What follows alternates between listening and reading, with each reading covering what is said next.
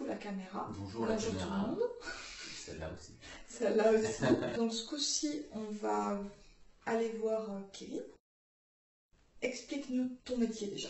Donc moi je suis éthologue pour le jeu vidéo. C'est l'activité que je fais en ce moment, que Ouais. je commence à mettre en place en ce moment. Ce qui fait que voilà, on a quelques contrats mais ça va tout nous. Donc qu'est-ce que je fais dans ce métier? C'est-à-dire que je vais faire du conseil, je vais intervenir auprès de studios de jeux vidéo qui souhaitent avoir l'expertise de quelqu'un qui a déjà travaillé dans la recherche et qui peut les aider à développer des idées de gameplay qu'ils n'auraient pas eues, à avoir des comportements plus proches des véritables comportements naturels qu'on peut avoir ou tout simplement un univers un peu plus cohérent, quoi. Même si les dragons ça n'existe pas, mais on peut faire des dragons qui, au niveau comportemental, voilà, c'est ça se tient, quoi. Pour en arriver à ce métier, tu as d'abord fait des études dans l'éthologie. Ouais. Tu as fait quoi comme études? Alors, j'ai fait une licence pour commencer de biologie des organismes à Rennes. Et à la fin de cette licence, on s'est vu proposer plusieurs masters, et il y en a un qui s'appelle comportement animal et humain. Et j'ai fait ce master-là. D'accord. Et ensuite, j'ai pas fait de thèse. Ouais. Donc je suis pas docteur en éthologie, donc théoriquement même, sémantiquement, j'ai pas le droit de dire que je suis éthologue. D'accord. Même si tu as fait des études. Et que j'ai de l'expérience dans le milieu et tout ça. Tu as aussi été dans plusieurs pays pour aller observer des animaux. Voilà, ça, j'ai travaillé pour plusieurs universités après. J'ai coécrit un nombre conséquent d'articles. J'ai fait le travail, grosso modo, d'un chercheur. Mais sans avoir fait la thèse. Sans avoir fait la thèse, et voilà, du coup, je n'ai jamais été au premier plan d'une recherche, à l'initiative d'une recherche, quoi. Et j'ai jamais fait d'encadrement, on va dire. Du coup, à travers ce métier, on peut te poser des questions pour le jeu vidéo sur différentes espèces, dont des dragons, visiblement. Dragonologue. Dragonologue, d'accord. Est-ce qu'il y a des espèces dans lesquelles tu es spécialisé? Alors oui, il y a des espèces avec lesquelles j'ai plutôt beaucoup bossé par rapport à d'autres. Mais en éthologie, en fait, on va avant tout se spécialiser plutôt que sur une espèce ou un groupe d'espèces, sur une thématique. Ouais. Et moi, ma thématique, c'était la communication vocale. D'accord. Donc c'est de ma licence à même ce que j'ai fait après. Donc a priori, tu fais tout sauf les tweets? Oui, c'est ça. Et encore vocal, tu peux dire que les insectes, est-ce que vraiment on peut parler d'appareil vocal quand c'est de la stridulation? Mais ça compte pour toi. Tu pourrais faire quelque chose sur la stridulation, par exemple. Ouais, dans ce cas-là, on parlera plus de bioacoustique, de communication acoustique. Okay. Et dans ce cas-là, on pourra même mettre les tweets dedans. Effectivement. on rechoppe le... Donc oui, mais c'était spécialisé plutôt sur les mammifères supérieurs, et en premier les singes. Et alors, qu'est-ce que tu appelles mammifères supérieurs? Alors moi, ce que j'appelle mammifère supérieur, donc faut surtout pas m'écouter, parce que je pense que je vais créer ce qu'on appelle un groupe paraphylétique, c'est-à-dire un groupe d'espèces qu'on a regroupées, mais qui n'a pas de véritable valeur en fait. Un exemple de groupe paraphylétique, les reptiles. D'accord. Donc les reptiles, on va dire, c'est quoi? C'est les tortues, serpents, lézards. Oui, effectivement, si on met les tortues dans les reptiles, ça commence à piquer. Ça reste à peu près cohérent. Ouais, des bestioles avec ailes, on va dire. Voilà, sauf que si tu mets... Est-ce que tu mets les crocodiles? Est-ce que tu mets les tortues d'eau? Tortues d'eau, ça va à peu près. La question se pose en fait avant tout pour les oiseaux. Je l'ai pas. Et en fait, du coup, on a nos groupes connus, donc tortues, serpents, lézards. Dans ces groupes-là, à un moment, se détache, ça commence à dater, mais on a les archosauriens, si je ne dis pas de bêtises. Les archosauriens, c'est une branche qui va se détacher aussi de ce groupe-là, de cet ancêtre commun. Et en fait, les archosauriens ont donné, actuellement, deux groupes, sont les crocodiliens et les oiseaux. Très logique, très attendu. Donc en fait, quand tu veux parler de reptiles, théoriquement, tu devrais mettre des oiseaux dedans, sauf que nous on le fait pas. Oui. C'est pour ça qu'on dit que les reptiles sont un groupe paraphylétique. Bref, c'était une énorme digression pour dire que mammifère supérieur, grosso modo pour moi, ça va être... on va exclure les micro-mammifères. Donc ce sont des toutes petites souris, ce genre de choses. Donc mammifère supérieur, c'est vaste, hein, mais c'est ce qui est un peu gros. D'accord. Donc par exemple, est-ce que tu mettrais un rat dedans? Alors moi oui. Ah oui, pas tout le monde. Mais d'accord, supérieur, pas dans le sens une intelligence supérieure, du tout, mais juste un poids supérieur. Ouais, s'il y a des scientifiques qui regardent ça, ils vont me buter. Mais ok, ça donne une idée de ce qui t'intéresse en tout cas. Ouais, ce sur quoi j'ai eu l'occasion de travailler avant tout. Et ouais, pour revenir aux singes, en fait, je suis parti dans la communication vocale et mon thème de recherche, c'était l'origine du langage. D'accord. Donc l'origine vocale du langage humain. Est-ce qu'on trouve ça aussi chez des primates qui ont évolué parallèlement à nous, qui sont encore là aussi, quoi, et est-ce qu'on trouve des prémices, quoi, est-ce qu'il y a une espèce de proto-langage, en fait. Donc ça a été ça, mon thème de recherche pendant les 2 premières années. Je suis passé aussi après chez les chevaux, toujours en communication vocale, mais pas du tout en origine du langage, tu te doutes bien. Et j'ai également bossé un tout petit peu chez l'humain. On a mes chiens qui font beaucoup de bruit parce qu'ils sont excités qu'il y ait un invité. Et du coup, on discute de vocalises ensemble. Et ça me fait rire. Alors, on y est. Parce que là, on est complètement dedans. Le langage, oui, il y a une forme de langage. Il y en a. Il y a une demande impérieuse de laisse-nous sauter sur l'invité, c'est rigolo. S'il vous plaît. Ouais. Donc, voilà pour les espèces. Que tu as eu l'occasion, du coup, d'étudier. Ouais, c'est ça. Dans le jeu vidéo, donc tu as dit que tu avais déjà quelques contrats. Sur quelle espèce on va te demander en général? C'est une vraie curiosité pour moi. Alors, c'est très variable. C'est très variable. Mais il y a des espèces qu'on retrouve beaucoup dans les jeux vidéo. Des espèces domestiquées, ça va être le chien, le chat, le cheval beaucoup. Et souvent, il y a des questions là-dessus.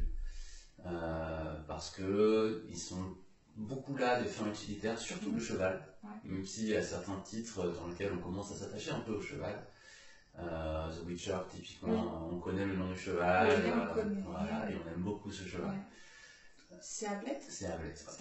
Du coup, tu leur dis des choses du genre non, les chevaux ça ne hennit pas toutes les 3 secondes et demie. Par exemple. Si on parle de cohérence ou de réalisme, c'est ça. Dans la vraie vie, un cheval qui hennit, ça arrive pas si souvent que ça, en fait. Non, c'est une vocalise qui est assez rare, en fait, qui est là quand il y a une forte excitation, une forte émotion, qui sert aussi énormément pour tout ce qui est sexuel. Ouais, la reproduction. Voilà.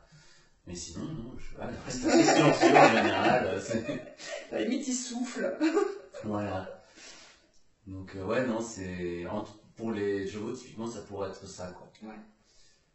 Mais sinon, il y a des bandes sur les animaux sauvages.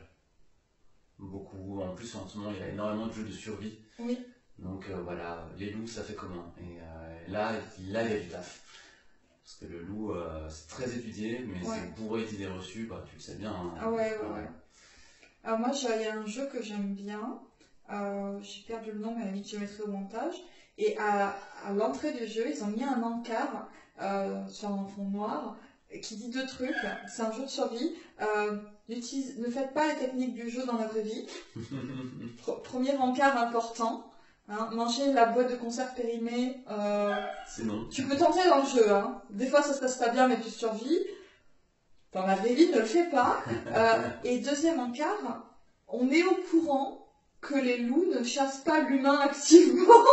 On le sait. C'est dans le jeu qu'on a décidé d'avoir cet adversaire-là. Ils ont choisi un adversaire, le loup et l'ours. Quand tu vois un ours dans le jeu, t'es flippé. Et t'as des raisons.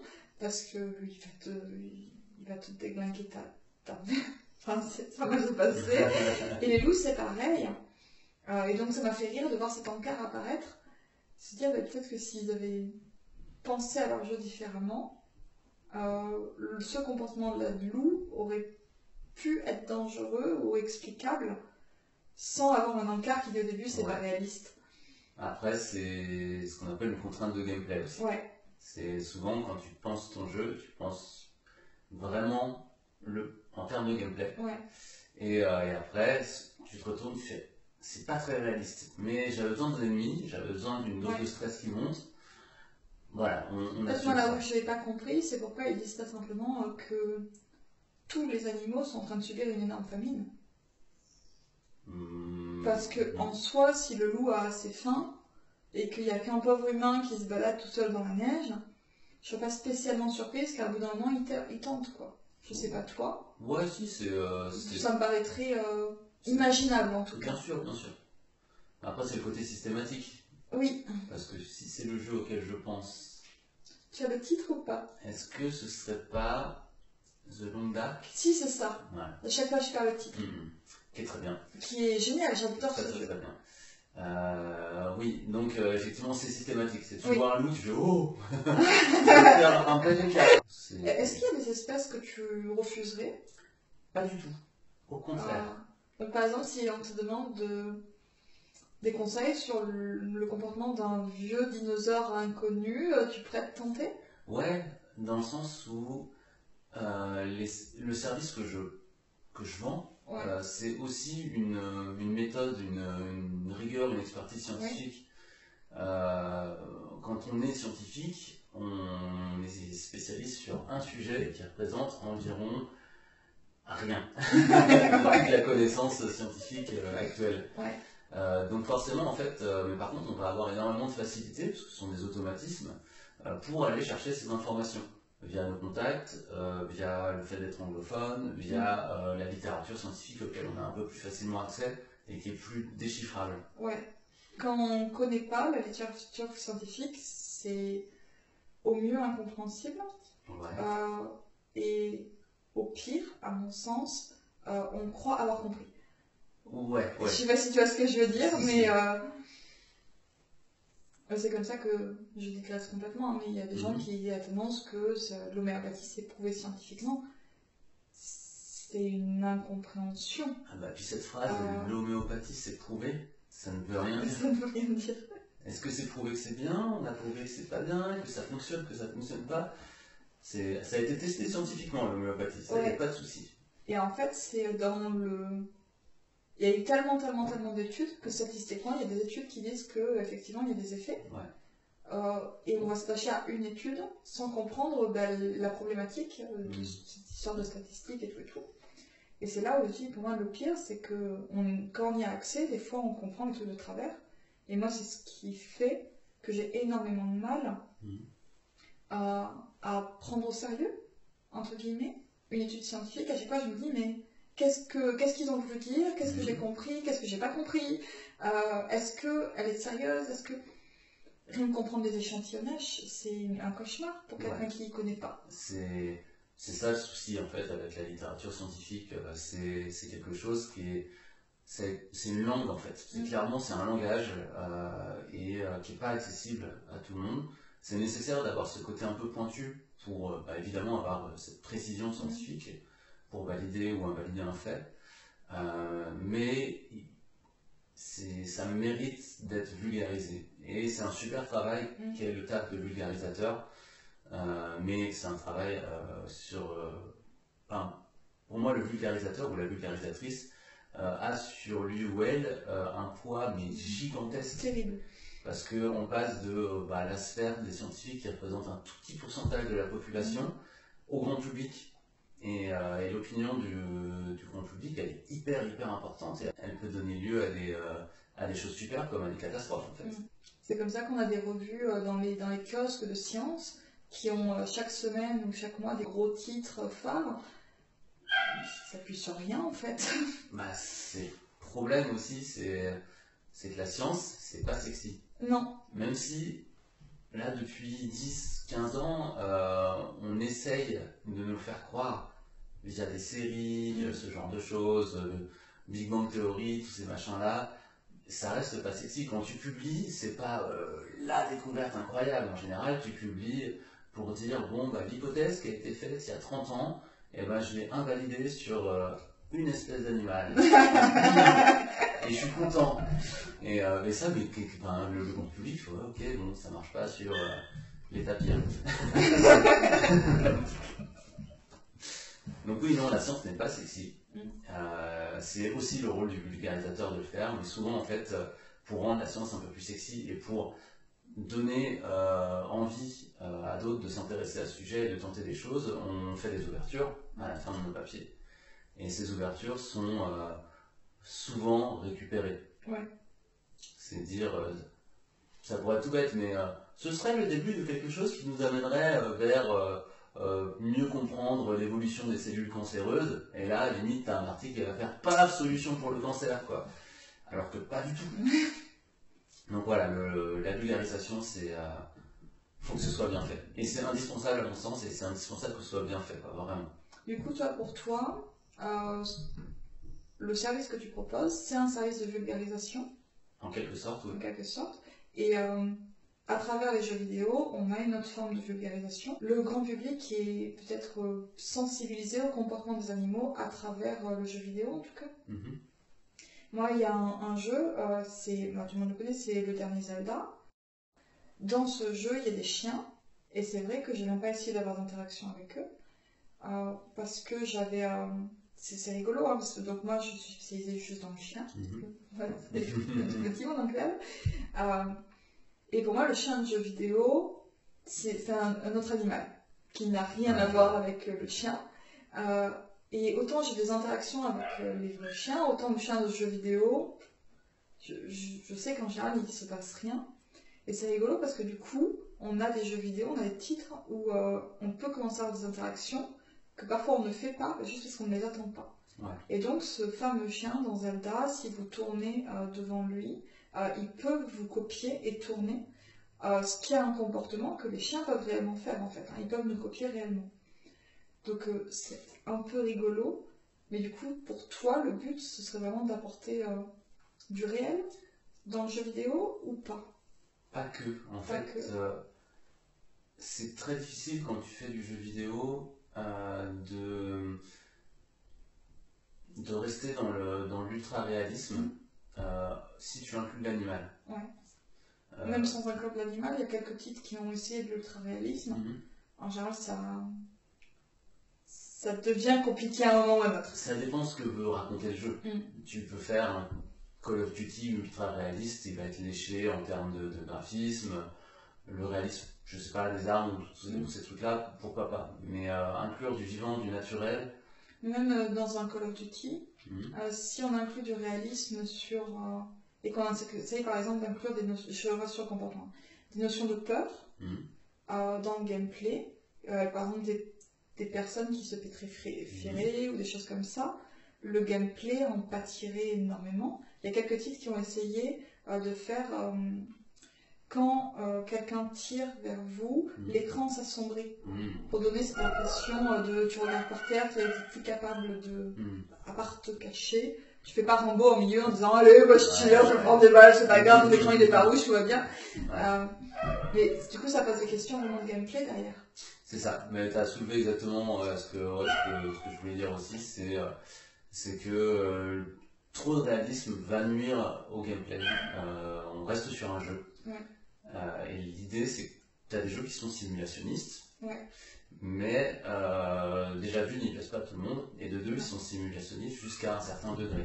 Comme je dis, dans Call of Duty, appuie sur le bouton saut, ton personnage, il va battre le record du monde de détente sèche. Carrément. Mais parce qu'il faut, parce qu'en fait, on a besoin de dynamisme, on a besoin de ça pour... Et dans The Witcher, parce qu'on parlait de The Witcher, si tu essayes de sauter, il saute pas très haut. Et au final, ça donne une impression de lourdeur au jeu qui est moins confortable qu'un Prince of Persia. Oui, beaucoup. J'ai Super Mario, quoi. J'ai essayé de... Mais c'est ça. C'est au titre, en fait, de savoir, de trouver son équilibre entre réalisme et gameplay. Et en fait, pour revenir au monde animal, moi, ce que je propose, c'est de trouver l'équilibre entre des comportements réalistes et des comportements suffisamment anthropomorphiques pour que ça parle à tout le monde et que l'émotion ou le message ou même le type de gameplay passe quand même et soit relativement agréable à jouer. Donc il y a des parties pris. Hein. J'ai travaillé sur un jeu il n'y a pas longtemps où on incarne un petit fan. Le titre c'est Blanc, tout simplement, et le studio c'est Casus Ludi. Et on joue un petit fan et on a cherché des idées de gameplay parce qu'en fait on joue un loup et un fan. D'accord. En même temps. Ou à deux si on est deux joueurs, mais tout le temps en même temps. Et l'idée c'était que vu que le loup on connaît beaucoup plus à travers le chien évidemment, on a pu récupérer pas mal de comportements, même avant que j'intervienne, ils avaient déjà beaucoup d'idées de comportements et comment les adapter en gameplay. Le fan. Je vais prendre un exemple tout bête, mais si je vous dis imaginez un loup agressif, je pense que tout le monde a l'image des dents, de la posture, de la crête. Non, imaginez un fan agressif. Pourtant, le fan a forcément des comportements agressifs. Je veux dire, toutes les espèces animales peuvent avoir un comportement agressif. Donc, il y a sans doute une imagerie, sauf qu'on l'a pas en tête. C'est ça. Et c'est là où ça devient compliqué. C'est ça. Et oui, le fan, c'est dur, quoi. C'est de dire, qu'est-ce qu'on va faire avec ça? Vous avez déjà cette idée de rapport proie-prédateur, comment les faire collaborer. Et pour le fan, vu qu'il n'y avait pas des masses de données et qu'on a essayé de trouver des items de gameplay intéressants, on a fini par accepter des comportements qui ne sont pas propres aux cervidés. D'accord. Et on a débordé sur d'autres espèces ou d'autres familles. Il y a des comportements plus un peu type chamois-bouquetin, tu vois. D'accord. Parce qu'il fallait bien. Et ça, on l'a fait consciemment, on en a parlé. Et je leur ai dit, à vous de voir si on reste sur du cervidé. Ce qui est déjà bien, parce que ça regroupe pas mal d'espèces. Oui, déjà, dans le cervidé, du coup, tu as des choses comme l'élan ou pas? Oui.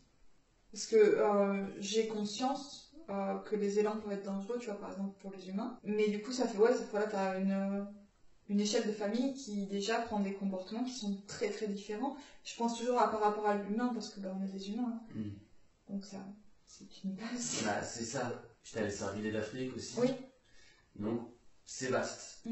Et oui, on a voulu pour, par exemple, typiquement le déplacement par bond sur des cailloux, ce côté, on a l'équilibre quand même, et on l'a pris vraiment sur des espèces beaucoup plus montagnardes qui ne sont pas des cervidés pour le coup, quoi. Cette idée aussi de pouvoir pousser les choses avec sa tête, c'est quelque chose qu'on voit moins chez les cerfs que chez les... Oui. Voilà, même les chèvres poussent avec leur tête. Sur du lapin, ça se voit quand même beaucoup plus, quoi. Dans ces cas-là, est-ce que ça vaudrait pas plus le coup de changer l'animal et de dire, par rapport à votre gameplay, ce serait plus intéressant d'avoir un petit bouc, une petite chèvre des montagnes, que de rester sur un fan? Ce serait intéressant, mais on perdrait les choses qui sont propres au cerf. Oui, parce que le fan, il y a une imagerie derrière.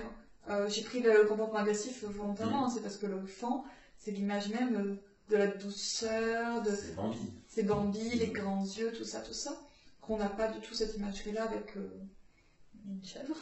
Déjà, et il y a aussi une cohérence au niveau de l'univers. Je pense qu'on se déplace beaucoup plus sur du terrain forestier, sur de la plaine, sur du plateau, il y a aussi des environnements anthropisés, que vraiment sur des cols de montagne, tout ça. Donc, et c'est comme c'était un peu anecdotique en plus, ça a plus de sens. C'est ça, c'est pour... clairement, en fait, les gens arrivent avec une idée déjà préconçue, et je suis en droit de les questionner là-dessus, peut-être de leur proposer des alternatives, mais quand c'est des choses aussi ancrées que le choix de personnage, ce sera un fan et un louveteau, je me sens pas non plus de dire non, faut tout refaire. Je suis pas game designer, pas encore, mais pour me permettre en fait de faire leur taf à leur place alors qu'ils le font très bien parce qu'ils ont des gens qui sont qualifiés pour ça, quoi. Est-ce que tu aurais des conseils pour ta limite de chiffres que tu pourrais donner à des gens qui développent des jeux et qui ont des animaux dans leurs jeux? Des trucs basiques auxquels ils pourraient faire attention en termes de comportement, du coup. Ou même pas forcément en termes de comportement, mais moi le premier conseil que je donnerais, c'est il faut faire attention, je pense, à la place de l'animal dans votre jeu vidéo, dans le jeu vidéo qui est en train d'être développé. Quel message il apporte? Est-ce que c'est plutôt du gameplay? Est-ce que c'est plutôt de la narration? Est-ce que c'est les deux? Et quel effet ça pourra avoir en fait sur le joueur ou la joueuse? Et rien qu'en fait essayer de faire un effort d'empathie sur ça, parce que le taf de game designer aussi, encore une fois, ça peut aider sur le choix des animaux, le choix des comportements, la pertinence d'en avoir ou pas. Est-ce que tu penses par exemple à éviter des animaux qui peuvent attirer des phobies, ou c'est pas du tout ce genre d'idée? Alors, je suis pas spécialisé là-dedans, parce que la phobie c'est quelque chose bien plus... c'est la psychologie, psychiatrie humaine.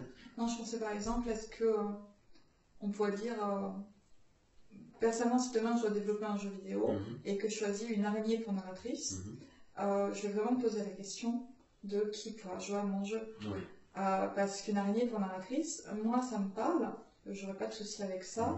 Je pourrais même pas montrer mon jeu à mon chéri. Donc est-ce que c'est sur ce genre d'idée-là où tu dis comment le joueur va voir l'animal, ou est-ce que ça n'a rien à voir avec ça? Alors je pensais pas spécialement au côté public, mais la question se pose naturellement. Non, je pensais vraiment sur de quelle façon ça va être ressenti et vécu, et quelle empreinte en fait ça laissera dans le joueur ou la joueuse. Et est-ce que par exemple si je fais un jeu qui se passe dans la jungle, je décide de mettre des singes, qu'est-ce qu'ils apportent comme message? Est-ce que c'est juste un message immersif? Il y a des singes dans la jungle parce que dans la jungle il y a des singes, ça me paraît logique. Est-ce qu'on va jouer avec? Est-ce qu'ils vont chaparder les choses? Qu'est-ce qui va se passer? Et quel message ça va envoyer au joueur? Est-ce qu'il va percevoir le singe comme un élément chiant ou pas? Ce sont des choses en fait à développer. Et l'idée sous-jacente derrière ça, c'est en fait d'éviter par exemple que le singe devienne une mascotte, et que derrière il y ait telle ou telle personne riche qui va financer du braconnage pour avoir un bébé singe à la maison. D'accord. Et en fait, les jeux vidéo ont cette responsabilité, tout comme les stars à la Justin Bieber l'ont aussi sur les dégâts qui sont faits à la faune sauvage. Justin Bieber, il a eu un bébé singe, et le braconnage, ça a explosé, et ça a été triste en fait, parce que c'est sa responsabilité aussi en tant qu'influenceur, on va dire, en tant que personnalité publique, de faire attention au message qu'il renvoie. Parce que derrière, tu as des gens, ils vont se dire, je vais aller en Asie, et ce que je veux faire, c'est aller voir des singes. C'est rigolo ce que tu dis, parce que donc, quand j'ai fait ma chaîne YouTube, j'ai décidé de montrer ma gueule, j'ai décidé de montrer mes chiens, mais je suis très mal à l'aise à l'idée de montrer des chiens qui soient à la mode. Genre des Shiba? Genre le Shiba, j'aurais pas pu. Le berger australien, très très très à la mode actuellement, ça fait partie des races que j'aurais pas pu. Le Husky, parce que j'ai conscience qu'en montrant ce genre d'individus de manière positive, parce que je ne montre pas que mes chiens de manière positive, mais le but c'est quand même que ça se passe bien, il y a un risque d'adoption derrière, spontané, irréfléchi, parce que je l'ai vu et puis il était mignon, et ça me terrorisait à tel point que même aujourd'hui, quand je fais des montages et tout, si j'ai des chiens très typés et des chiens pas très typés, je vais avoir plutôt tendance à aller vers les chiens pas très typés. Ouais, je vois. Alors qu'au final, dans la chaîne, on ne voit pas tant de chiens que ça, parce que je fais pas mal d'images et tout. Mais j'ai toujours cette idée-là de... j'ai pas envie de provoquer un phénomène de mode ou de l'accentuer, en tout cas. De participer, mettre ma petite pierre là-dedans, ça me fait vraiment peur. Et ça fait que, personnellement, quand je réfléchis à adopter un chien, j'élimine d'office des races parce qu'elles sont à la mode, et pas parce que je veux être différente, juste parce que je veux pas participer à cet effet de mode. Ouais, c'est déjà une forme de militantisme en fait, ce que tu fais, et le message que je veux faire passer ressemble aussi au tien, en quelque sorte, c'est pas mettre plus de pression sur des espèces, parce qu'il y en a déjà beaucoup, quoi, et pas participer à ça, et montrer des alternatives. Donc non, c'est bien. Ok, c'est compris. Selon moi, c'est bien, mais après c'est aussi ma façon de voir. Et il y a des gens qui ne vont pas être d'accord. Voilà pour les... Enfin, c'est un conseil. C'est un conseil. Mais qui est très très général. Et sinon, je dirais attention aux banques de sons, parce que c'est bien, parce que c'est gratuit ou pas cher, mais on finit par entendre 50 fois le même aigle qui fait je fais mal l'aigle. Pareil pour les ours ou les chevaux, ce genre de choses. Selon le degré de réalisme. En plus, on a dit, pour les chevaux, c'est pas la peine de mettre 50 hennissements à la seconde. Et le cheval, quand il freine, il n'est pas obligé de faire un hennissement. Le cheval n'est pas une voiture qui freine. On va apprendre. Ça, c'est un vrai concept. Et surtout, se renseigner. Alors, j'ai conscience que, surtout en ce moment, enfin, ça n'a jamais été facile. C'est dur de faire des jeux vidéo, il n'y a pas de thunes là-dedans, à part pour les gros studios. Donc, perdre entre guillemets, hein, mais investir un temps qui est déjà précieux dans autre chose que le développement, enfin le code, les graphismes, etc., le game design, ça peut paraître fastidieux. Donc, jamais je jetterai la pierre en disant oh, ils sont nuls, ils n'ont pas fait de recherche. Peut-être sur les studios qui ont plein de thunes, mais voilà, sur la majeure partie de la production vidéoludique qui va être du coup indé, non, on ne peut pas leur mettre cette pression-là, quoi. Donc, mais ça, un petit coup de recherche, ça peut se faire vite fait si c'est bien fait. Sur les bons réseaux et tout, ça peut suffire en fait à donner une cohérence. Du coup, toi, ton service, tu le destines plutôt à des jeux où les animaux sont les personnages principaux? Tu penses que ça va plutôt être ton cœur de cible ou pas forcément? Non, ça reste très très ouvert. J'aime bien quand l'animal est le personnage principal, on l'incarne et ça permet d'avoir accès à toute une palette de comportements auxquels on n'aurait pas pensé. Quand c'est un personnage secondaire, déjà souvent il est un peu plus là pour meubler, pour faire partie de l'environnement. Ce qui est bien aussi, hein, parce qu'il faut une représentation de l'animal, faut pas le masquer, mais ça va être un tout petit peu moins riche, sauf s'il devient un personnage, pas forcément principal, mais un PNJ ou un accompagnant, ce genre de choses. Donc non de tout. Est-ce que tu veux qu'on parle de la représentation des espèces dans les jeux vidéo? Parce que là on a parlé de la manière dont on voit. Et par exemple tu as parlé dans la jungle on peut mettre des singes et ça vit peut-être même pas du tout dans la jungle parce que moi j'y connais strictement rien. Mais du coup moi quand on parle de singe je pense tout de suite à l'orang-outan. Je pense que c'est un gros symbole, l'orang-outan. C'est un des singes peut-être les mieux connus, les mieux identifiés je pense, avec le gorille, peut-être le chimpanzé, pour vraiment le grand public. Hein. Les gens comme moi qui connaissent rien en singe, tu m'arrêtes si je dis des énormes conneries. C'est des singes, d'accord, tout va bien. Par contre il y a des singes dans la jungle, mais...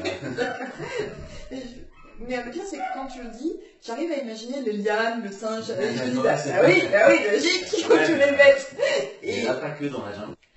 Et en même temps, si tu me demandais les espèces que je mets dans la jungle, je ne mettrais pas spontanément avec le singe, tu vois. Je le mettrais pas d'office. Est-ce que ça t'intéresse qu'on parle un tout petit peu justement de ces espèces qui sont très représentées? Et parce que au final, si dans un jeu vidéo on met une espèce de singe qui est moins représentée, il y a aussi un message qui est politique, qui est militant derrière. Est-ce que tu veux parler de ça ou pas? Encore une fois, pour une histoire de cohérence d'environnement, quand on montre un biome, un écosystème, je trouve ça intéressant qu'il soit le plus complet possible, dans la limite des moyens, encore une fois, hein, parce que quand tu dis je rajoute un animal, il faut le faire, il faut le designer, il faut l'animer, c'est du taf. Mais dans le jeu vidéo parfait, on aurait crédit illimité. Oui, je suis pour un max de réalisme, mais attention à l'utilisation d'espèces emblématiques, parce qu'en fait, c'est des espèces qui sont très populaires, qu'on a envie de voir souvent. Sauf que un ours brun, et ben en fait, même si tu te balades sur son territoire, tu ne vas pas en voir un tous les 4 matins, quoi. D'une, parce que lui, il ne va pas forcément chercher à s'approcher d'un humain, c'est un cas d'un humain. Et de deux, parce que oui, en fait, il n'y en a vraiment pas beaucoup. Il a besoin d'un territoire, d'une niche écologique qui est vraiment très très grande en termes de superficie. Et il y a beaucoup de jeux où tu te dis, oh, il y a des ours, et tu fais 5 mètres, t'as un ours, t'en fais 10, t'en as un autre, quoi. Et ouais, là, pour moi, c'est un petit souci. Donc la présence d'espèces emblématiques, elle est bien, parce qu'elle aide le joueur ou la joueuse à s'immerger. Ouais. En plus, ça lui donne des informations chouettes, en disant, bah tu vois, dans cette partie du monde, maintenant tu sais qu'il y a ces espèces-là. Mais ça peut être un petit piège de vouloir en mettre partout. Et la présence d'espèces moins emblématiques peut pallier à ça, mais c'est plus de taf de recherche, plus de taf de développement. Oui, parce que le premier problème des espèces moins emblématiques, c'est déjà qu'on ne les connaît pas. C'est-à-dire que même le développeur, savoir connaître. Et même les scientifiques, en fait, on les connaît mal, moins bien. Et du coup, ça veut dire aussi que si derrière on fait une recherche sur même comment ça bouge, ben, on peut se retrouver mal parce qu'on va pas forcément avoir plein de vidéos qui montrent les mouvements. Ou... C'est ça. Ça va être plus dur en fait, plus difficile. Pour le coup là, si vraiment il y a une volonté et il y a les moyens derrière, je pense qu'il vaut mieux faire appel à des professionnels du coup, scientifiques, enfin, on va dire biologistes, zoologues en général pour avoir accès à ces données-là, quoi. Une personne qui pourra aller voir le spécialiste et lui dire je bosse pour des gens qui font un jeu vidéo, est-ce qu'on peut discuter un petit peu de l'espèce en question. Et pour terminer sur les espèces emblématiques, c'est un peu une redite, hein, mais le piège aussi c'est de provoquer cette envie légitime d'aller rencontrer l'espèce et que ça résulte en fait d'activités qui vont être mauvaises pour l'animal et pour son milieu. Et d'avoir ce fameux, je sais plus quelle bestiole c'est en Australie ou une espèce de wombat, mais on a toujours l'impression qu'il sourit. Et en fait, un jour, quelqu'un a fait un selfie avec, parce que ce sont des animaux qu'on peut approcher assez facilement. Et là, depuis, tout le monde a voulu le faire, quoi. Et les autorités de ce pays commencent à dire oh, calmez-vous, parce que en fait, ce que vous faites, c'est pas bien. Et il y a toujours ce besoin chez l'humain de me dire j'ai envie d'aller expérimenter la chose moi-même, alors que tu as des super photographes, des super vidéastes, des super scientifiques qui ont fait la même chose en 1000 fois mieux, avec des bons matériels et tout ça, quoi, et en 1000 fois plus respectueux de l'animal et avec infiniment plus de méthodes et moins de risques aussi pour toi aussi. Mais ouais, plus de méthodologie en fait pour récupérer leurs données.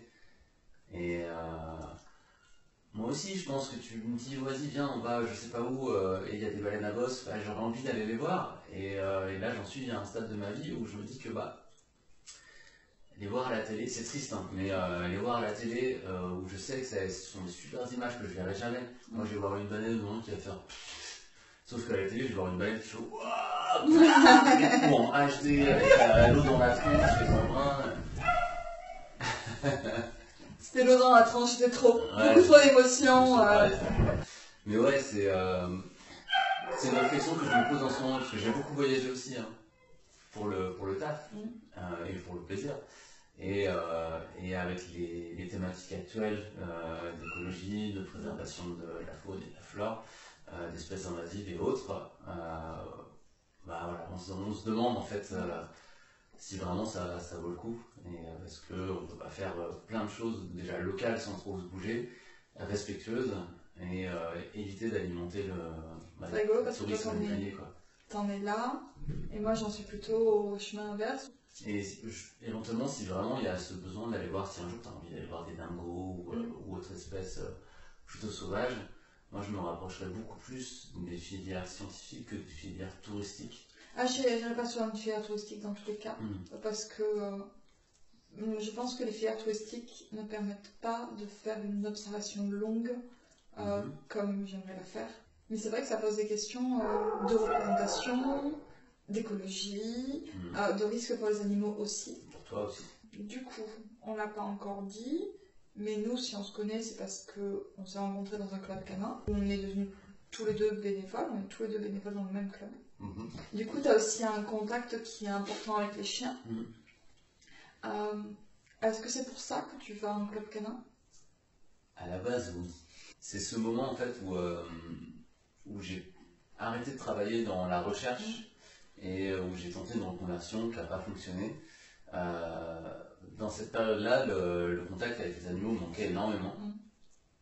J'ai pas d'animal de compagnie chez moi parce que j'étais très très mobile avant, donc je me suis jamais autorisé à en avoir pour ces raisons-là au début. Et voilà, c'est venu de là, donc via un ami qui amenait son chien là-bas. Et petit à petit, en fait, en m'accompagnant, voilà, c'était une rencontre.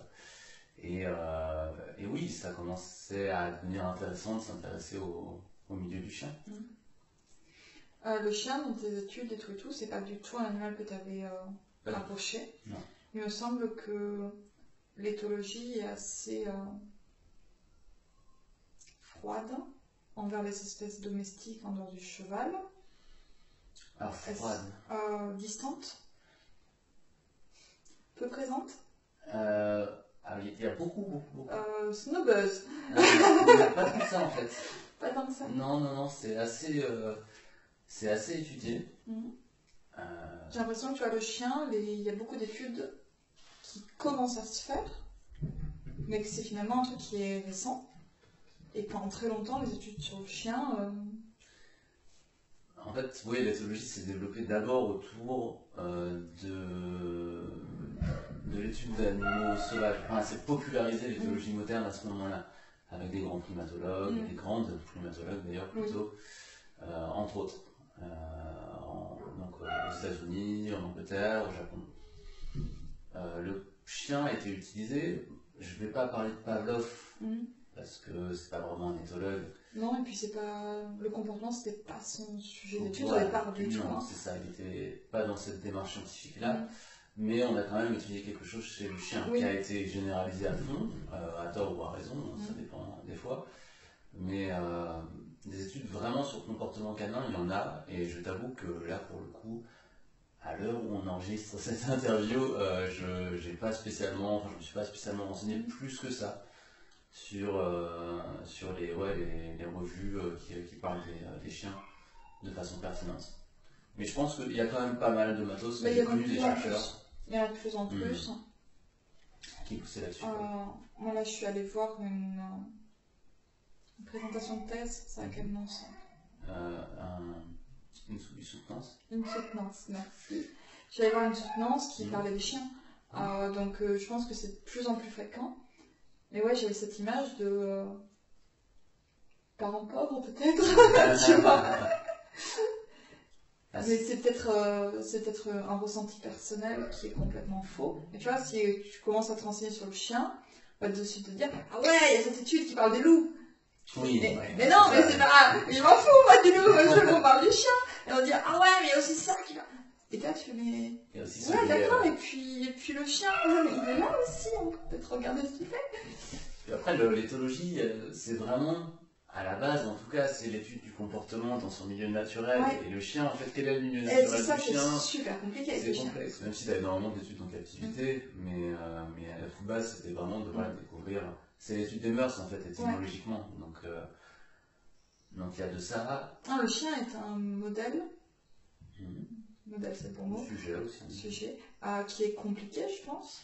Parce que voilà, on a une variété de milieux qui est super importante. Et en plus, du coup, il faut pouvoir y avoir accès à ces chiens qui sont dans des maisons. Il faut demander à des gens de participer. C'est pas forcément évident. C'est pas évident, c'est pas infaisable du tout. Non. Mais ça réclame une certaine je suis allée voir. Pour étudier dans les maisons, ils ont posé des caméras dans des maisons pour commencer à observer les déplacements du chien dans la maison. Pour le coup, en fonction de crises d'épilepsie. Donc c'était super intéressant. De tout ça, ce qui était intéressant, c'est que ça montrait une méthodologie qui amène de nouvelles possibilités, ou en tout cas des possibilités que personnellement je ne connaissais pas, pour étudier le comportement. Mais bref, on a dérivé. Non, mais c'est... Mais le chien parent pauvre, oui et non, de moins en moins. De moins en moins, ça oui. C'est sûr. Et aussi, il y a ce côté où c'est un énorme sujet de thèse et d'articles vétérinaires. Et du coup, j'ai l'impression que voilà, les éthologues qui sont un peu plus dans la recherche fondamentale, même s'il y a la recherche appliquée, encore une fois, hein, c'est jamais tout noir tout blanc. Donc la différence entre recherche fondamentale et appliquée, la recherche appliquée, souvent, tout le temps en fait, on va avoir une problématique ancrée dans le réel qui aura des intérêts autres que juste le savoir scientifique, la découverte de savoir scientifique. Donc en fait, typiquement, je prends un exemple un peu dur, mais on veut savoir si les cafards résistent bien à telle ou telle molécule chimique. Molécule. Donc du coup, et derrière, ça va être intéressant pour plein de choses, et on va pouvoir trouver des applications, recherche appliquée à ça. Donc, par exemple, pour le chien, on a beaucoup de recherches comme ça pour l'alimentation. Typiquement. Je pense que c'est le domaine ouais, financier sur le chien, peut-être le plus...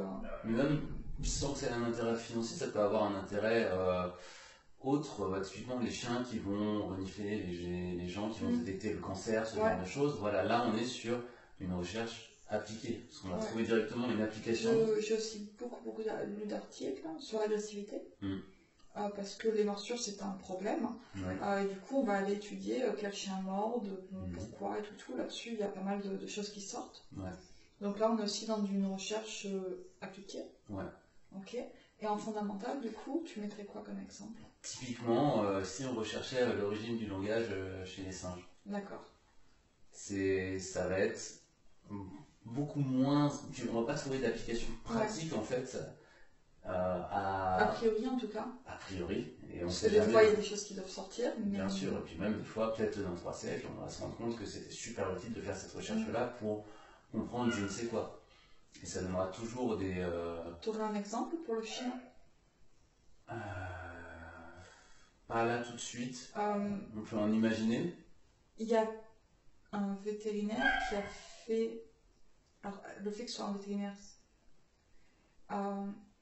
il a fait une thèse sur les battements de queue du chien. Okay. Est-ce que ça ferait partie du coup du fondamental? Ça dépend à quelle problématique il voulait répondre en fait. Je sais pas. Si c'est la communication entre chiens, ça peut y avoir un peu d'application. Et encore une fois, c'est pas fondamental ou appliqué, c'est très souvent les deux. C'est comme c'est la théorie du genre. C'est-à-dire qu'on a deux entités et la plupart de tout ce qui est scientifique se trouve entre les deux, à différents degrés en fait. Ça va des études qui sont carrément commandées par des compagnies, enfin des entreprises, effectivement pour avoir une utilité, une application, aux études qui sont purement des fois théorique, qui arrive presque plus de la philosophie des sciences ou de l'histoire des sciences que de la science appliquée. Ok. Donc oui, le chien, on en trouve de plus en plus.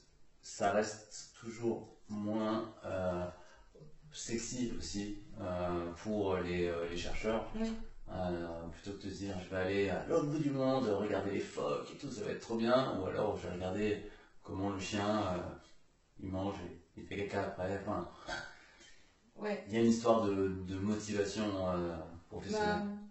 Et le truc qui font rêver, si demain tu me demandes de faire une étude, moi il y a une bestiole qui me fascine, c'est des loups à crinière qui ont des pattes très très longues. C'est le genre d'espèces qui vont plus m'intriguer, à me dire je vais passer un mois, un an à observer ça, à apprendre. Que le chien, pourtant le chien c'est le choix que j'ai fait. Bah oui. Mais du coup je comprends que ça soit plus attirant. Il y a le côté fascinant en fait de ce qu'on connaît pas. On ne connaît pas, on ne sait pas ce qu'on va trouver du tout. Et puis le chien on a l'impression qu'on connaît tout. Ce qui est complètement faux. Mais on ne connaît pas grand chose sur les chiens je trouve.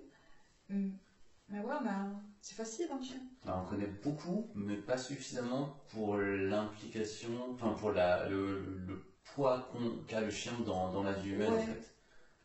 Puis il y a plein de choses qu'on croit savoir, qui n'ont pas forcément été vérifiées, ou ou quand on vérifie, on se rend compte qu'on s'est gouré. Et ça, c'est la meilleure chose scientifique du monde. Montrer qu'on s'est gouré? Ouais, carrément. Ça, c'est une satisfaction. Ça veut dire qu'on a été encore plus loin et qu'on a trouvé que, bah, en fait, non. Et c'est génial, il faut le dire. Donc, ouais. Mais ça, on dirait que c'est des non-résultats. Il n'y a pas de non-résultat, en fait. Toute expérience a un résultat. Moi, ce que j'essaye d'apprendre, tu vois, donc je suis admin sur un groupe de... Tu es quoi? Je suis admin. Moi, tu dis... moi, je dis admin. Et en ce moment, il y a une espèce de rumeur, donc je vais essayer de pas la propager, donc je vais pas la répéter. Mais l'idée, c'est que telle race de chien se ferait attaquer quasi systématiquement à cause de sa morphologie. Okay. Pour certaines races, j'ai pas trop de soucis à y croire. Pour le coup, je vais citer des races. Si on prend le Sharpei, qui a des gros plis au visage et tout, que les autres chiens ont du mal à les comprendre, j'arrive à l'imaginer. Mais en l'occurrence, ce chien n'a pas de gros plis au visage, je comprends pas pourquoi. Et c'est arrivé là il y a peut-être 6 mois, c'est comme une rumeur qui a commencé à enfler, et maintenant tout le monde commence à la répéter. Et du coup, j'essaie à chaque fois de leur dire, non mais, qu'est-ce qui pourrait invalider ta thèse? Est-ce qu'une race qui ressemble à côté, elle se fait plus attaquer? Est-ce qu'une race qui ressemble pas se fait autant attaquer que la tienne? Et ben, il faudrait comparer pour pouvoir dire qu'elle se fait plus attaquer que les autres. Potentiellement, pas du tout. Et quand il y a un témoignage qui dit, ah mais moi j'ai cette race-là, mon chien ne s'est jamais fait attaquer, ben, ce témoignage compte. Pourquoi ce chien ne se fait pas attaquer? A priori, tous ces chiens-là se font attaquer, donc... Mais en fait, c'est pas satisfaisant pour les gens. Ils sont plus contents d'avoir leurs petites infos et de les transmettre que de dire bah ouais, mais en fait, les autres, est-ce qu'ils se font pas autant attaquer? Ouais, il y a un biais. Il y a un biais qui est énorme. Ou quand tu es en possession d'une information, ou même quand tu n'es pas en possession de cette information, qu'elle arrive et elle arrive comme un fait. Donc déjà c'est biaisé, parce que tu ne vas pas forcément la remettre en doute, et elle peut faire écho à une fois dans ta vie, ça va te réactiver en fait ce souvenir où, ah oui, effectivement, j'ai vu un chien comme ça se faire attaquer. Sauf que dans ta vie, tu as peut-être vu plein d'autres chiens différents se faire attaquer, mais ça a fait écho à cette fois-là. Donc du coup, tu l'as intégré, tu l'as fait tienne. Je pense que la première démarche à faire, c'est d'aller faire un peu de débunkage. Personnellement, je pense à dire, commençons déjà par prouver qu'on a tort. Si vraiment on n'arrive pas à prouver qu'on a tort, alors peut-être qu'on a raison. Peut-être. Ouais, mais peut-être que quelqu'un l'a fait avant toi. Et en fait, pour se faciliter la vie, plutôt que de dire on va le prouver. Alors là, pour le coup, ça m'étonnerait. Je pense que c'est aller chercher l'origine de la rumeur. Et ensuite aller dire c'est valide ou pas scientifiquement. Et pourquoi pas remettre en question l'étude, si étude il y a. Je pense qu'il n'y a pas d'étude, je pense que c'est 3 clampins sur un groupe de race. Et puis là, on se retrouve sur un groupe qui n'est pas un groupe de race, avec cette rumeur qui enfle. Et quelques fous en milieu qui disent hey on ne pourrait pas réfléchir avant, s'il vous plaît. Autant il y a des races où je peux l'envisager. Mais là, tu vois, je le dis, mais moi j'ai des chiens qui sont fait attaquer, je me suis jamais posé la question de ce que c'est leur race. Enfin, je regarde tout le reste. Et puis même si statistiquement cette race-là se faisait plus attaquer, bah, ça nous poserait encore d'autres questions, comme j'ai posé des questions bêtes, genre quels sont les adoptants types, où est-ce qu'ils vivent, parce que peut-être que c'est le milieu de vie qui fait que on a un type de chien plus attaqué, juste parce que c'est le milieu qui est plus stressant par exemple. Et des fois, on a 2 trucs qui ont l'air liés et il n'y a rien entre. C'est ça, corrélation, réalité. Donc moi je suis au milieu en train de... Mais ça marche pas. Enfin, j'essaye. C'est dur, hein, mais effectivement, ça peut vouloir dire tellement de choses, même si on l'a prouvé, qu'il y a plus d'agression sur cette race-là, maintenant on va trouver pourquoi. Mais c'est ça. Et la morphologie, c'est un parmi une infinité de choses qui pourraient provoquer ça, quoi. Pour en revenir au club canin, du coup tu es devenu moniteur. Récemment. J'ai eu mon mec 1. Ton mec 1, que j'ai passé aussi. Est-ce que c'est intéressant pour toi, par rapport à tes études et tout, cette expérience en club canin? Ouais. c'est super intéressant parce que il y a ce côté observation comportementale et on va dire rigueur scientifique qu'on s'impose. Sauf que là, en plus, il y a des humains. Le détail. Et les humains, ça va être 95% du taf en club canin.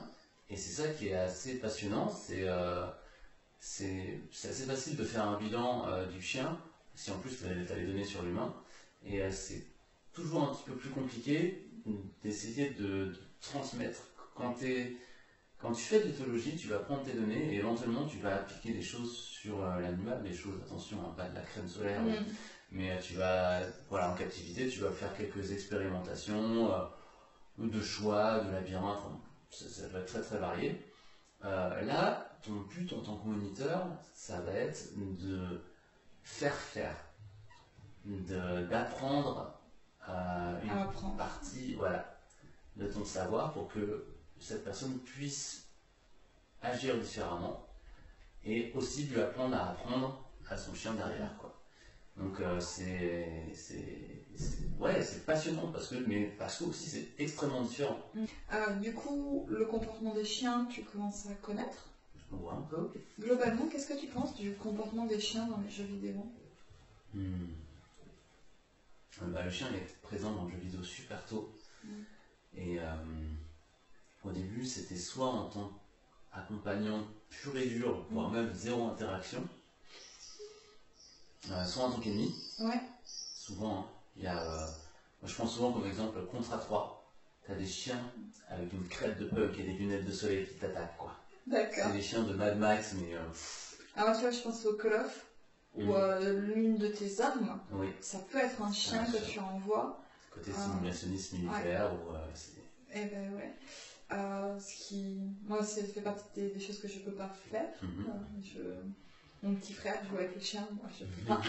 Moi je joue avec les drones.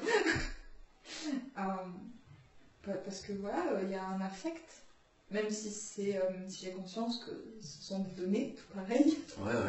Mais l'affect qu'on y met est différent quand même, je trouve. J'ai un message, hein. Tu peux avoir un chien ou un drone. Ouais. Tu vois, c'est chaud quand même. Enfin, il y a un message qui est pas évident.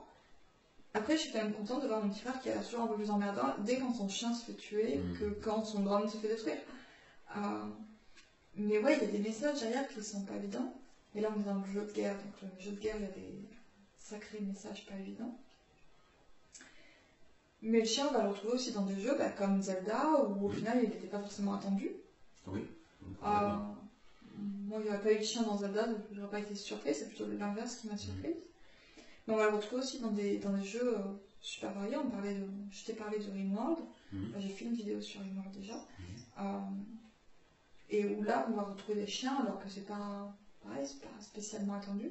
En fait, le chien a une telle histoire avec l'humain que je pense que c'est assez naturel de retrouver des chiens un peu partout. Ouais. Mais en termes de comportement, par contre, personnellement, je les trouve très bizarres, très souvent. Ah oui, mais parce que, en plus, toi, t'es aussi professionnel dans le monde canin, donc t'as une vision qui va être mieux renseignée.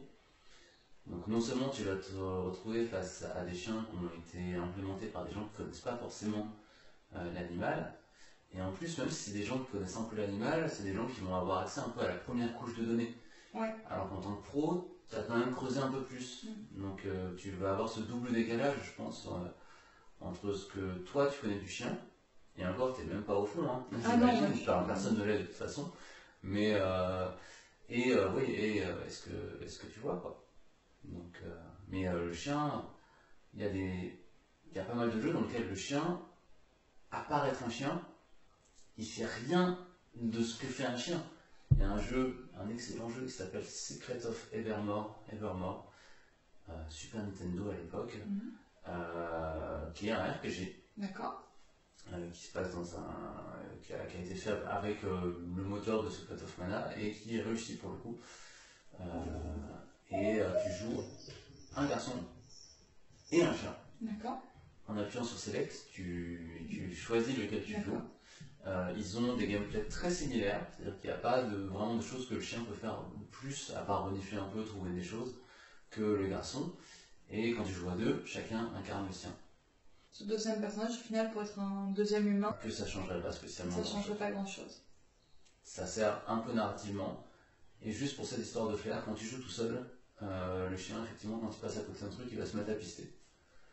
Mais c'est bien tout. C'est déjà pas mal parce qu'au final, ça me permet quand même de montrer que le chien vit un peu dans un monde d'odorat. Parce que dans la majorité des jeux, on n'a pas du tout, je pense. Oui. Il faudrait que je me fasse des tests de jeux où il y a vraiment des chiens. Dans les jeux récents, il y en a. Mais c'est un peu compliqué. Moi, le dernier jeu récent où j'ai joué, il y avait vraiment des chiens. C'est le Sims. Ouais. Le Sims animal, où tu peux faire un vétérinaire. Je me pose encore beaucoup de questions. Je me suis dit qu'il fallait vraiment. Il va falloir que je passe un moment à juste observer les jeux, je pense. Parce que je ne connais clairement pas cette créature. Même s'ils ont essayé, hein, clairement. Donc, ouais. Pour moi, le chien en jeu vidéo, c'est toujours un peu. C'est un gros sujet et c'est un peu bizarre. Bah, ça va être récent en fait, même dans le cinéma. En vrai, dans toute la représentation culturelle en termes d'image et artistique, le chien il est rarement représenté comme il est. Oui. C'est un symbole, c'est un fantasme, c'est une peur, ça peut être énormément de choses, mais il est beaucoup plus utilisé pour la symbolique que pour réellement sa place en tant qu'animal, surtout qu'en tant qu'animal qui a coévolué avec l'humain depuis des milliers d'années. Donc ouais, je trouve ça normal et compréhensible et je trouve ça cool parce que j'ai l'impression qu'on se dirige vers quand même un petit peu plus. J'ai l'impression qu'on y va petit à petit, mais il y a beaucoup d'idées reçues. Ouais.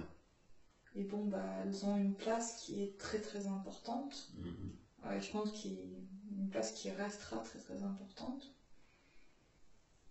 J'ai fait une première vidéo, là j'aimerais en refaire, où je fais de la critique de livres pour enfants. Donc c'est des livres pour vraiment les tout petits, mais avec des chiens.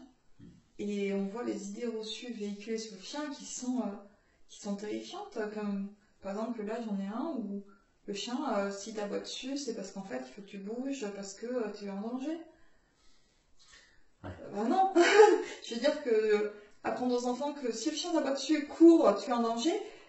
Non, là tu vas te mettre en danger, hein, promis.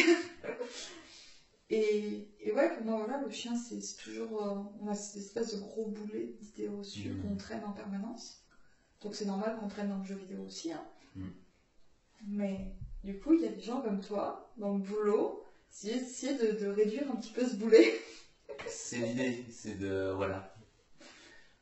On ne pourra pas tout retirer. Non, mais j'entends parce que c'est pas le but au final.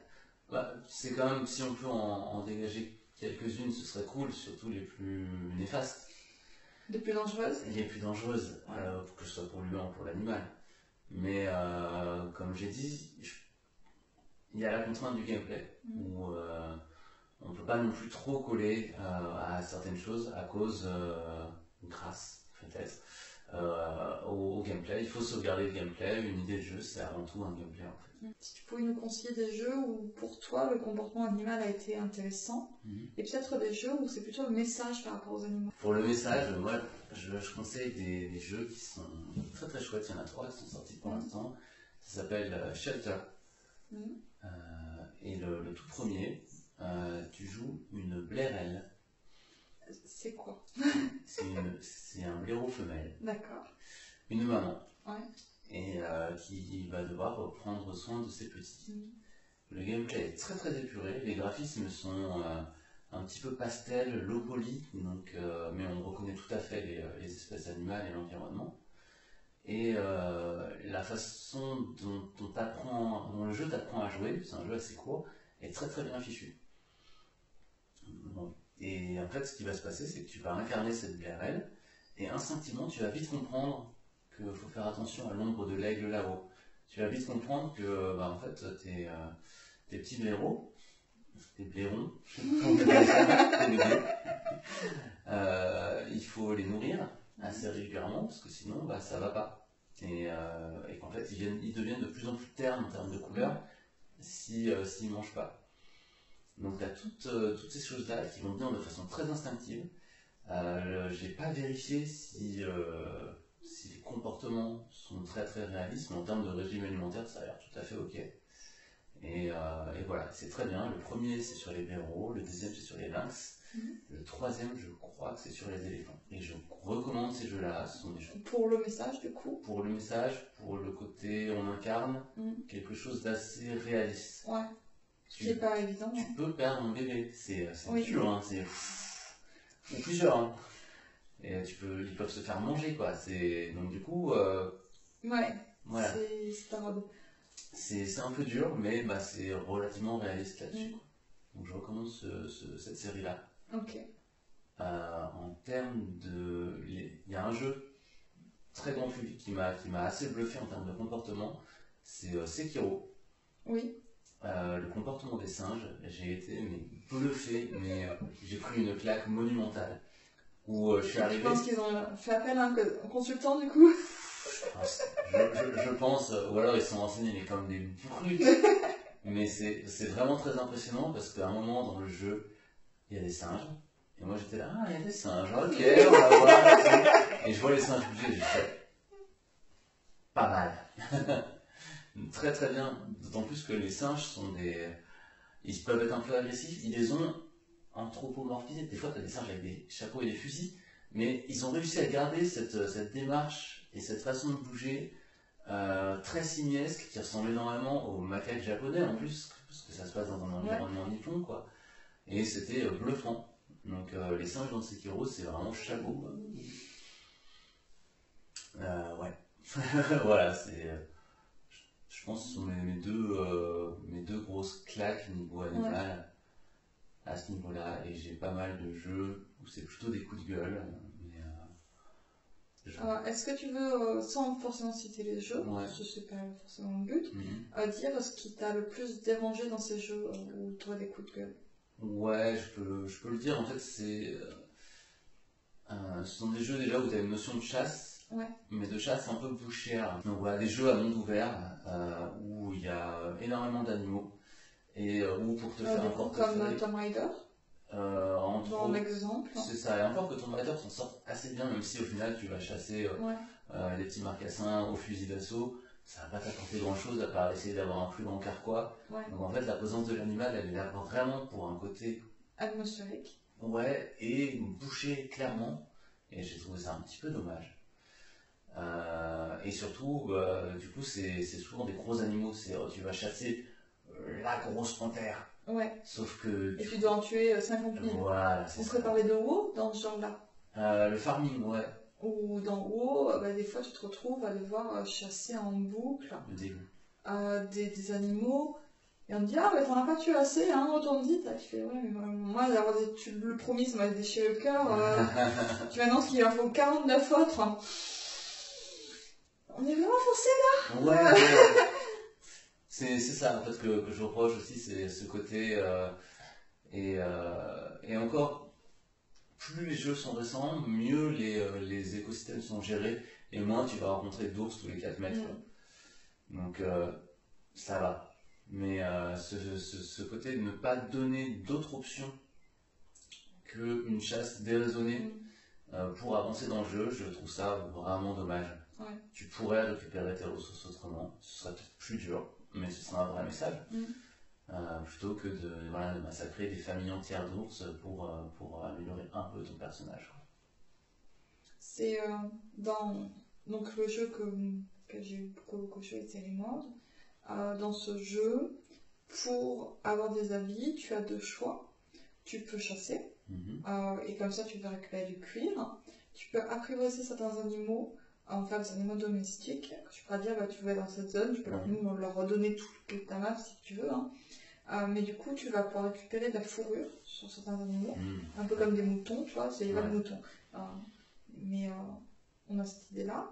Ou alors, tu peux faire pousser des plants de coton. D'accord. Donc, en soi, on pourrait dire c'est équilibré, il y a 3 solutions, dont une solution qui ne concerne pas les animaux. Malheureusement, suivant ton départ dans le jeu, t'as aucune chance de passer par le plan de coton. Et apprivoiser, ça prend du temps. Du coup, l'un dans l'autre, tu te retrouves un peu coincé. Mais si sur ta map, il y a des prédateurs, tu peux leur piquer leur proie pour enlever le cuir des proies qui n'ont pas été chassées pour ça. Et tu lui laisses la viande ou Non, tu peux lui laisser la viande. En fait, les prédateurs font un truc qui m'énerve. Ils tuent, ils mangent une partie, ils tuent un autre animal. Et du coup, ils laissent à pourrir de la viande en permanence. Alors que c'est pas optimisé. Pas optimisé. Surtout que même si en disant qu'il y ait une espèce qui le fasse, comme ça doit arriver dans la vraie vie, hein, sinon je suppose qu'il n'y aurait pas de vautours et de charognards. Ou moins, peut-être, je sais pas. C'était une supposition. Dans le jeu, il y a des rats, il y a des espèces qui peuvent aller te finir. Ça arrive qu'elles y aillent, mais si tu ramasses pas, t'as quand même des trucs qui vont pourrir. C'est le petit point qui m'a... Mais au moins, t'as une alternative. Mais t'as des alternatives. T'as une idée de choix. Ça va peut-être beaucoup plus compliqué, mais il y a quand même une idée de choix. Et je trouve ça chouette que il y a ce parti pris de dire, bah ouais, la chasse c'est facile. Parce que oui, la chasse c'est facile. Ouais. Et c'est plus dur de faire une alternative. Mais après, à toi d'essayer de faire coller avec ta morale ce que tu souhaites faire. Et ce qui serait encore plus cool, c'est que tu aies des jeux qui disent, bah ouais, tu as choisi le chemin dur et tu vas être récompensé d'une manière ou d'une autre. Peut-être un jour quelqu'un va te dire, bah ouais, mais je suis fier de ce que tu as fait et tout ça, et il va te filer un objet ou j'en sais rien, ou te faciliter un peu le jeu à la fin, quoi. C'est le fait que les choix moraux aient une incidence sur la condition animale in-game, ça peut être rigolo. Mais on pourrait aussi dire que ça pourrait être une idée de gameplay, dire que quand tu choisis le chemin de la facilité, le jeu devient dur pour d'autres raisons. Pour avoir une espèce de système punitif, tout bêtement, tout en restant dans une idée de jeu. Mais par exemple, dans un jeu comme Rimworld, où je suis sur une map qui est finie, on pourrait envisager qu'à force de chasser, les animaux ne viennent plus. Je sais que c'est pas forcément très réaliste, mais ça pourrait être un message. Bien sûr. C'est pas le message en l'occurrence, mais ça pourrait être un message. Mais c'est du taf de game design, ça. Ouais, c'est pas du tout une évidence, et puis il faut une chose qui penser. Je pense que pour beaucoup de game designers, c'est juste un non-sujet. Pas tant que ça. En réalité, j'ai rencontré beaucoup de game designers et game designeuses qui font très attention à tout ça et qui choisissent donc c'est ça, dans la récente du jeu vidéo, mais qui choisissent d'accepter des compromis vis-à-vis des contraintes de production. Mais que ce soit sur des sujets d'inclusivité sociétale, de représentation animale, d'idées politiques, ils font vraiment très très attention maintenant, quoi.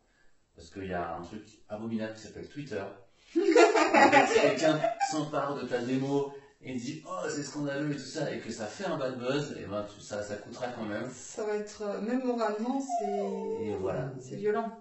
Et même hors Twitter et tout ça, la justice sociale, t'as évidemment tout ce côté, est-ce que moi j'ai envie de bosser pour un jeu qui véhicule tel message. Donc on fait super gaffe maintenant, de plus en plus. Je pense à une question gênante qui est la question des tarifs. Là, on parle beaucoup de créateurs indépendants. J'ai conscience qu'un créateur indépendant, il n'a pas forcément énormément de tarifs pour son jeu, il n'y a pas beaucoup de budget. Pas beaucoup d'argent. Voire pas du tout, voire il a son ordinateur. C'est ça, et du temps. Et du temps. Les tarifs d'un consultant comme toi, ça donne quoi? Ça fait vraiment une... en fait, je me suis basé sur les tarifs de consulting classiques d'autres disciplines pour ça. Et j'ai pris la fourchette basse, parce que c'est un projet qui est en début de formation, même si la compétence est rare en fait. Oui, mais c'est un début de projet. C'est un début de projet, et on fait aussi attention à justement à pas déséquilibrer le milieu du jeu vidéo en disant pour m'avoir c'est tant, alors que comme tu dis les personnes sont juste dans leur cave avec leur PC. C'est ça, cette vieille image dans la cave. C'est vraiment la cave. Non, et oui, c'est l'intervention en fait peut se faire de plusieurs manières. Ça peut être une collaboration sur le long terme, ou juste de temps en temps tu fais appel à l'éthologue quand tu as des questions, quand tu as envie qu'il intervienne. Dans ces cas, c'est un forfait horaire ou journalier. Ou alors tu es une grosse production et tu veux un éthologue dans ton équipe, dans ce cas-là tu l'engages et il va faire, je sais pas, un temps partiel chez toi, quoi, le temps que le jeu soit développé. Sinon ça peut juste être de l'exploration, de l'ouverture de données, on va dire. C'est ce qui s'est passé avec Blanc, où j'ai fait quelques jours juste de Presta, mais on était vraiment concentré sur le côté éthologie et comportement du jeu. Et en fait, l'équipe de développement et de direction artistique a posé toutes les questions qu'ils pouvaient. Et ouais, ça se termine souvent par, enfin tout le temps par un rendu en fait. Ouais. Une restitution orale, écrite. Je leur ai lâché un gros dossier d'une 15aine de pages, illustré, tout ça, pour répondre à toutes leurs questions. Et c'est devenu un des documents de référence en fait de travail où il faudrait qu'on fasse ça. Bon, on va regarder dans le dossier de Kevin pour voir s'il y a, sinon on peut l'appeler. Alors pour les gens qui connaissent pas du tout le jeu vidéo, il me semble que ces dossiers de référence, on en a pour à peu près tous les domaines dans le jeu vidéo. C'est-à-dire qu'on a le plan de son jeu vidéo, on a vraiment des dossiers sur les personnages et tout pour que tout le monde soit carré, parce que ce sont des équipes qui bossent dessus, donc il faut avoir un fonds de ressources en fait. C'est ça, c'est de la Si je me trompe, parce que moi le jeu vidéo c'est pas mon métier pour le coup. C'est la documentation du jeu. Ouais. T'as le game design document, qui est on va dire le truc principal, et t'as les ressources. Ouais. Donc toi à la fin, ce que tu apportes, c'est un dossier un peu dans les ressources. C'est ça. Sachant que c'est un dossier qui a été personnalisé complètement pour le jeu. Exactement. Là, on a bien fait le tour de mon métier. Et je travaille à travers une société d'ailleurs. Ouais, est-ce que tu veux donner le nom? Ouais, la société s'appelle Outerways. Ok. Voilà. On mettra le lien en description. On dit au revoir à la caméra peut-être. La fin de Flood. Voilà. Allez. Au revoir la caméra.